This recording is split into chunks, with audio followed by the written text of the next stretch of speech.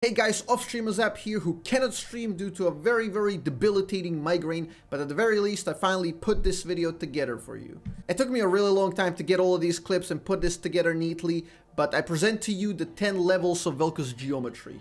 Enjoy. So as you might have expected, level 1 is just simple long-range Q. This is a good clip for that because we have two back-to-back and one is kind of off-screen, making it pretty decent. Oh yes, there we go. It's exactly what we need. A Dark Harvest, beautiful. Got her. The rest of the fight is irrelevant for us. So slightly better than that is actually if you can land multiple of Qs back to back. Much like in Quake, when you would land multiple railguns back to back, you get that sound effect. Impressive.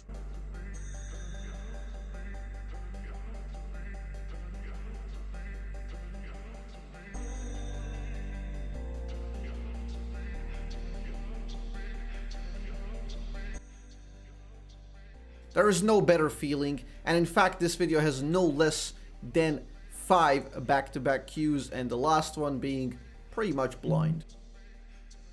So going to level 2 is a recast Q combo, which means as soon as we recast the Q, we go into our combo.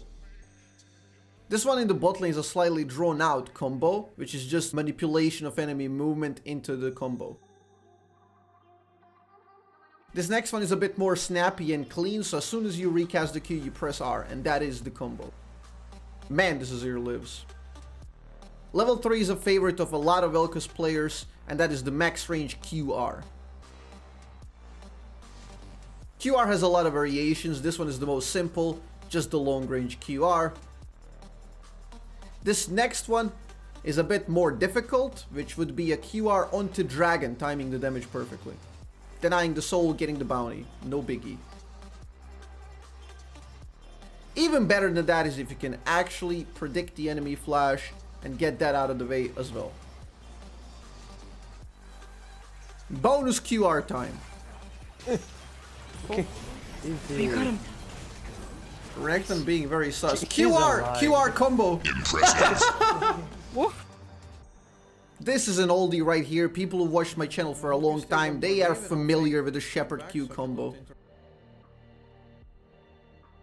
You have to pay attention to the wide Q, baiting the enemy into the wave. Ah, it's a greedy cup. The rest of the play, albeit pretty cool, doesn't really concern us that much. It's just a nice 1v3 outplay. You do be a greedy one. Slightly better variant than that is actually when you land the shepherding Q. So not only do you bait them in the position you want, you also land that combo. Also known as the backwards Q combo, it's a variation on the shepherd. I impressed myself with that one. One of my solo Q favorites, the invisible combo. This combo involves the terrain vision playing solo Q. As long as the enemies don't have a ward that covers the other side of the wall, it actually makes this a lot more likely to succeed, and it's pretty much zero counter. Yeah, we memorized the spot very nicely. Good. Bonus points if you can actually predict their dash.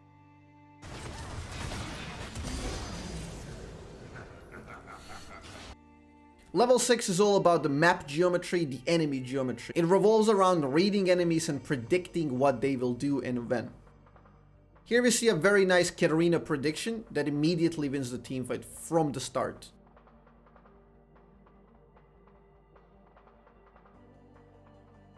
And perhaps saving Kha'Zix's life with that prediction as well. More examples of this comment is predicting the enemy gank and outmaneuvering it. Also, when is the Project F releasing? I'm getting ganked immediately.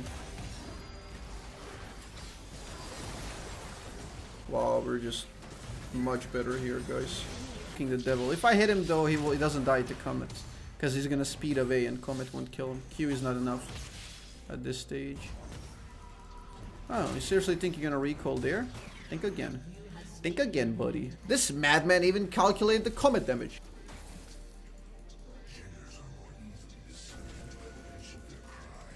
An enemy has been slain. Actually nailed her. Oh, that's illegal, buddy. An enemy has been slain. Okay, I'll hit her again. Where's this chat?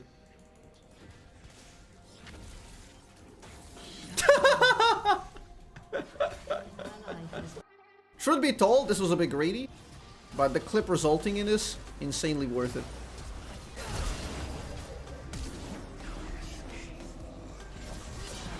Are you fucking kidding me? What the fuck? No way. Movement speed, dude. Speedy boy. Level 7 is actually one of the cleanest looking ones. It's all about positioning so that you can land double Qs, hitting multiple targets.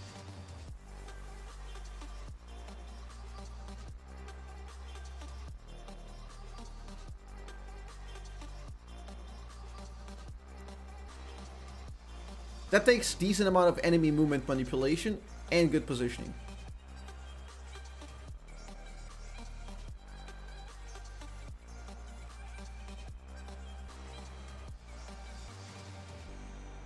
This is a slightly more crisp example of that. That's a bit more reactionary.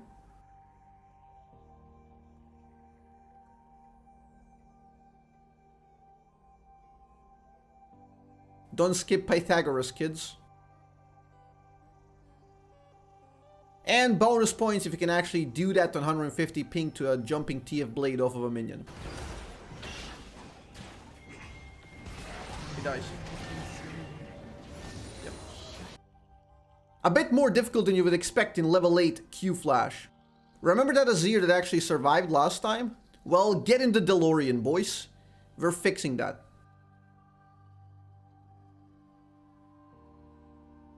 Slightly even better than that is when you can do that over a wall semi-invisibly through terrain on Maggie Felix. From downtown.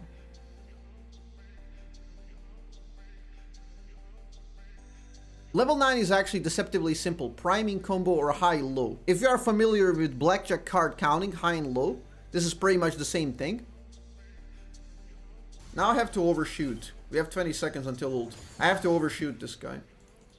So we're gonna do super wide Qs. Like, you count how many times enemies dodge forward or backwards, and then you can actually use that to shoot in a specific pattern that will manipulate them into a specific dodging pattern when you want them to. We have already killed this Veigar once with a backwards Q combo, so now I need him to come a bit closer because he's playing too timid. So I'm constantly shooting over it and never reactivating my Q actually, until he feels safe enough to go back into the wave. And that is his grave mistake. And that is precisely why we're doing that. We're overshooting all the time to prime him into a dodging pattern to forward. And once he goes forward, we predict it and kill him. Every now and again, you will profile the enemy and read them like an open book, and you will ascend to the level 10 geometry, which is a bit of everything, where you can manipulate them however you please.